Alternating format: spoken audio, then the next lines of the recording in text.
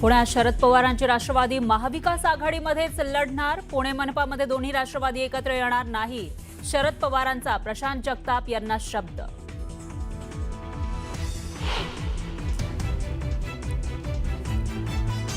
उपमुख्यमंत्री एकनाथ शिंदेंच्या हस्ते डोंबिवलीमध्ये विकास कामांचं उद्घाटनाच्या कार्यक्रमाला रवींद्र चव्हाण यांनाही आमंत्रण। रवींद्र चव्हाण कार्यक्रमाला उपस्थित राहणार का याकडे लक्ष।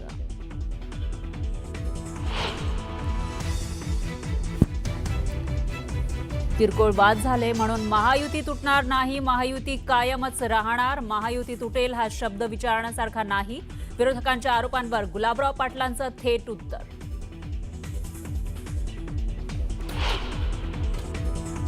तपोवनमधील वृक्षतोडीच्या मुद्द्यावरून मनसे आक्रमक, एकाही झाडाला हात लावू देणार नाही, अन्यथा अधिक तीव्र आंदोलन करू, मनसे नेते अमेय खोपकर यांचा इशारा।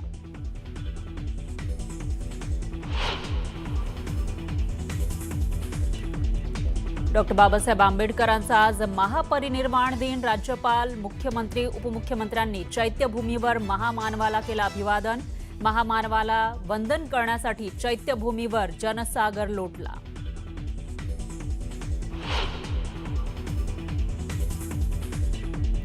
दादर मेट्रो स्टेशनला चैत्यभूमी नाव द्या, डॉक्टर नरेंद्र जाधव यांची मुख्यमंत्र्यांसमोर मागणी।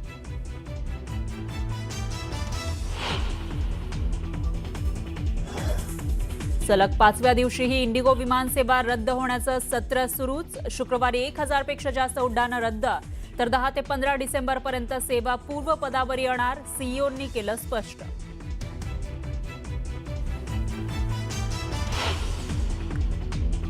मी फराह खान, तुम्ही बघताय महाराष्ट्राचा number 1 Marathi news channel news 18 Lokmat. आणि बुलेटिनच्या सुरुवातीला एक ब्रेकिंग न्यूज आहे।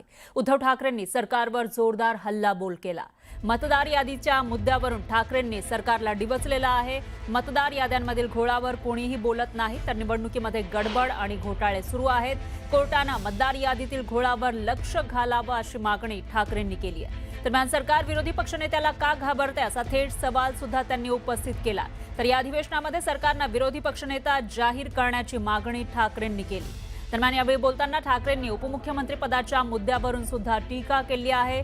उपमुख्यमंत्री पद हे संवैधानिक नाहीये, त्यामुळे उपमुख्यमंत्री पद हे तातडीनं बरखास्त करा अशी मागणीच उद्धव ठाकरेंनी केली। यावेळी बोलताना त्यांनी महायुती सरकारवरही टीका केली। महायुतीमधील सर्व पक्षांचा मालक एक आहे, तसंच सत्ताधाऱ्यांमध्ये मारामाऱ्या सुरू आहेत असा टोलाही त्यांनी लगावलाय। तर आता ठाकरेंच्या या टीकेवर सत्ताधारी काय उत्तर देणार ते पाहणं महत्त्वाचं आहे।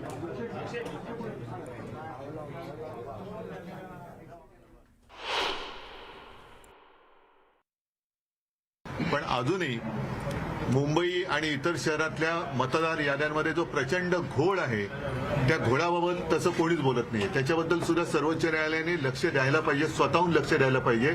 जसं काही ठिकाणी अगदी भटक्या कुत्र्यांच्या बाबतीत असेल, इतर विषयांमध्ये असेल, सर्वोच्च न्यायालय स्वतःहून लक्ष घालतं, तसा हा लोकशाहीचा विषय आहे। त्याच्यामध्ये सर्वोच्च न्यायालयाने स्वतःहून लक्ष घातलं पाहिजे की या मतदार यादींमधला जो घोळ आहे त्या घोळाबाबत आपण काय करत आहात, आणि तो घोळ जोपर्यंत निस्तरत नाही तोपर्यंत निवडणुका घेऊ नका, असं मला असं वाटतं विनंती सर्वोच्च न्यायालयाला आम्हाला करायला पाहिजे। होता त्या ऐकत होतो, बंदुका निघत होत्या, मारामाऱ्या होत होत्या, हाणामाऱ्या होत होत्या। आता बूथ कॅप्चरिंगच्या ऐवजी अख्खी निवडणूक कॅप्चर करण्याचा हा उद्योग सुरू झालेला आहे। आणि हा जो काय चाललेला आहे कारभार, म्हणजे सत्ता पिपासूपणा, हा जनतेच्या हिताचा नाहीये। स्वतःच्या पक्षाची किंवा स्वतःच्या लोकांची सगळी काय करायची, घरं भरायची, या दिशेने वाटचाल सुरू आहे।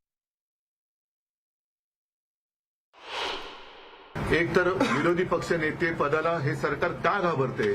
एवढे मजबूत सरकार आहे, ज्यांना दिल्लीचा सुद्धा पाठिंबा आहे, अनेक भ्रष्टाचारी त्यांच्या सोबत घेतले, त्यांच्यावरती त्यांनी पांघरुणं घातलेले आहेत। एवढं पांघरुण घातल्यानंतर सुद्धा विरोधी पक्ष नेत्याला हे सरकार का घाबरते?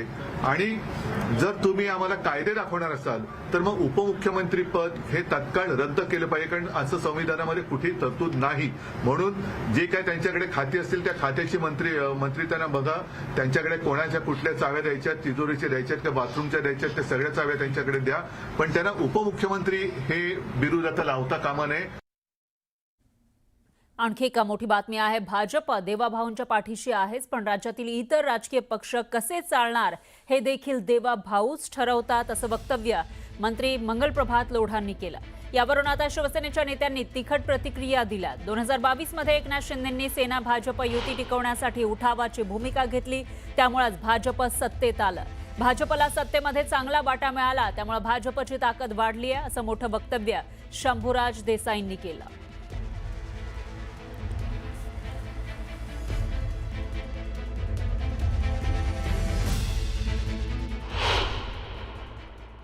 मंगलप्रभात लोढा साहेबांनी एक सांगायचे की तुम्ही म्हणताय की वस्तुस्थिती आहे 14 पर्यंत भाजप एवढी ताकदवान नव्हती, पण 22ला आदरणीय शिंदे साहेबांनी जी भूमिका घेतली त्या भूमिकेमुळे भाजप सत्तेमध्ये आलं.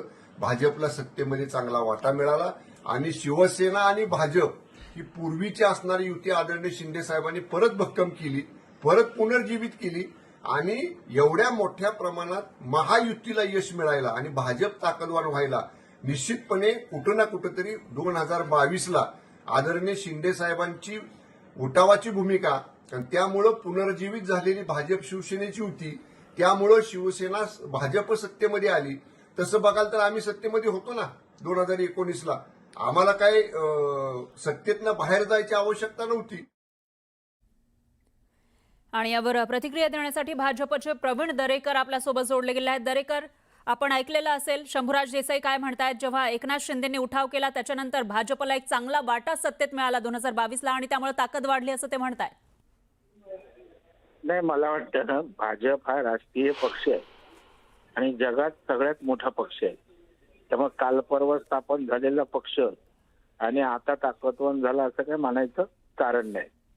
खरं म्हणजे शंभूराजे देसाई सारख्या एका मी त्यांना परिपक्व नेता समजतो. बाकी कोणी एखाद्याने वक्तव्य इमॅच्युअर्ड केलं समजू शकतो.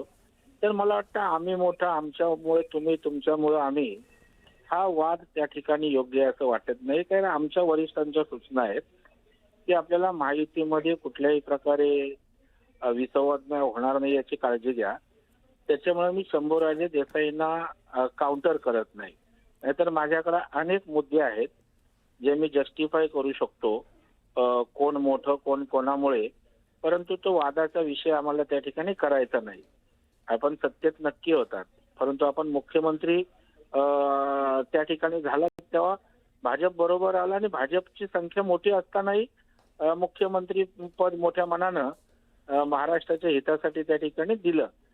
त्याच्यामुळे आपण तुम्ही काय दिलं आम्ही काय दिलं याचा मला वाटतं जाहीरपणे माध्यमातून लेखाजोगा मांडणं योग्य नाहीये. सगळ्यांना सगळं काही माहीत आहे, परंतु मला वाटतं आमच्या प्रदेशाध्यक्षांनी पण आता भूमिका जाहीर केली. ते निवडणुकीपुरतं जे झालं ते झालं, पुन्हा आपल्याला समन्वयातनं त्या ठिकाणी एकत्रित वाटचाल करायची आहे. तर मला वाटतं अशा प्रकारे जबाबदार नेत्यांनी त्या ठिकाणी जाहीरपणे वक्तव्य जर टाळलं तर त्या ठिकाणी बरं आहे. आणि केवळ त्यांच्याच नाही, कोणी आमच्याही जबाबदार नेत्यांनी त्या ठिकाणी विसंवाद होईल असं वक्तव्य येणार नाही याची दक्षता घ्यायला हवी अशी मला नम्रपणाने या ठिकाणी वाटतं. दरेकर, तुमचा मुद्दा लक्षात आला आहे. धन्यवाद. तुम्ही न्यूज 18 लोकमतशी बोललात त्याबद्दल. तर जबाबदारीनं वक्तव्य दोन्हीकडच्या नेत्यांनी करावं अशी एक अपेक्षा दरेकर यांनी व्यक्त केली आहे. दरम्यान मंगलप्रभात लोढा यांनी नेमकं काय म्हटलेलं होतं तेही पाहूयात.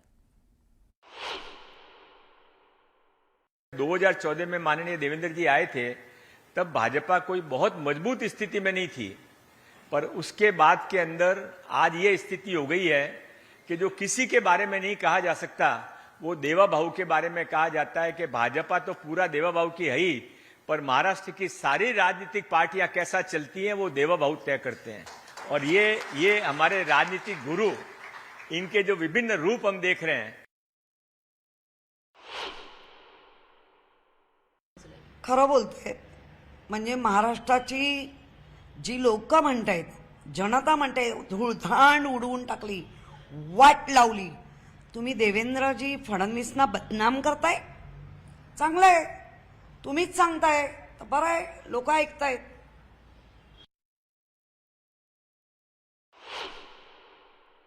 ते तिन्ही पक्षाचे नेते एकच आहेत. महायुती म्हणून जे काय ते नावाला त्यांची नावं आणि निशाणे वेगळ्या जरी असल्या तरी त्या त्यांच्या सगळ्या बी टीम आहेत आणि मी तर असं म्हणेन की त्यांचा मालिक एक आहे. आता दोन्ही पक्ष म्हणजे त्यांच्या ताडाखालची मांजरं आहेत. ते म्हणतील त्या पद्धतीने ही दोन्ही पक्ष वागतील.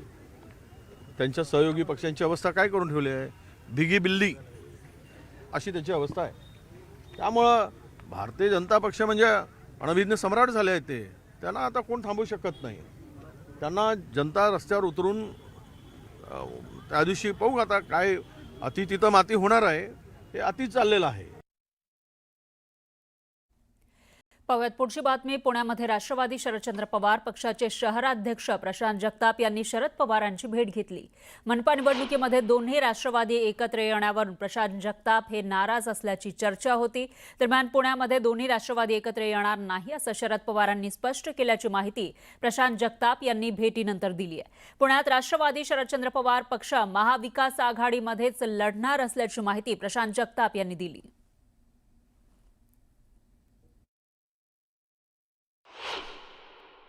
पुणे शहरातली महाविकास आघाडी म्हणूनची लढत कशी राहील किंवा एकूणच जर चुकीच्या पद्धतीने आघाडी झाली तर कशी काही ना काही एकूणच निष्कर्ष निघू शकेल या संदर्भात एकूणच लेखाजोखा आदरणीय पवारसाहेबांच्या समोर मी मांडला. साहेबांनी त्यासाठी खूप सारा वेळ दिला. या सगळ्या चर्चा झाल्यानंतर आदरणीय पवारसाहेबांनी एक गोष्ट क्लिअर केली आहे की पुणे शहरामध्ये आणि राज्यामध्ये आम्ही महाविकास आघाडी म्हणूनच निवडणुका लढवणार आहोत. या सगळ्यांचे ज्यांची काही मतं आहेत ती सुद्धा आदरणीय पवारसाहेबांच्या समोर मी ठेवली. पण त्याहीपेक्षा कार्यकर्त्यांची जी नाही का मतं आहेत, जे इच्छुक उमेदवार आहेत किंवा ज्यांनी मागच्या काळामध्ये आंदोलनं बैठकांच्या माध्यमातून पक्ष जिवंत ठेवला अशा कार्यकर्त्यांची मतं व्यक्त केली. पवारसाहेबांचा किंवा पार्टीचा वेगळा विचार नाही. आदरणीय पवारसाहेबांनी इथं आपण महाविकास आघाडी म्हणून जावं अशा प्रकारचे स्पष्ट सूचना माझ्यासारख्या कार्यकर्त्याला केलेल्या आहेत.